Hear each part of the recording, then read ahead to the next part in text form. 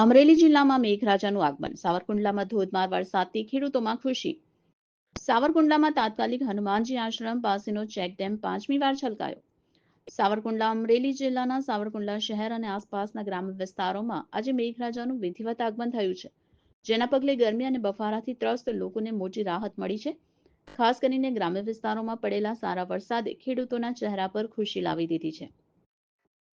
વરસાદના કારણે સાવરકુંડલા શહેરમાં તાત્કાલિક હનુમાનજી આશ્રમ પાસે આવેલો ચેકડેમ 5મી વખત ઓવરફ્લો થયો છે.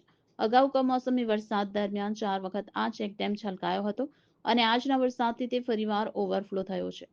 સાવરકુંડલા તાલુકાના ઘણા વિસ્તારોમાં પાણી ભરાઈ જવાના કારણે સીમ વિસ્તારો અને આજુબાજુના ગ્રામીણ માર્ગો પર પાણી ફરી વળ્યા હતા. જાણે વોકળા વહેતા હોય તેવા દ્રશ્યો સર્જાયા હતા. સારા વરસાદથી ધરતી ભીંજાઈ ગઈ હતી અને વાતાવરણમાં ઠંડક પ્રસરી છે.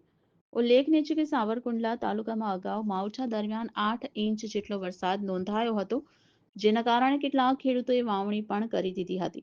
આજના વરસાદના કારણે તે વાવણીને પણ આશીર્વાદરૂપ ગણવામાં આવી રહ્યો છે. ખેડૂતો માટે આ વરસાદ કૃષિ કાર્યો માટે અત્યંત ફાયદાકારક સાબિત થશે.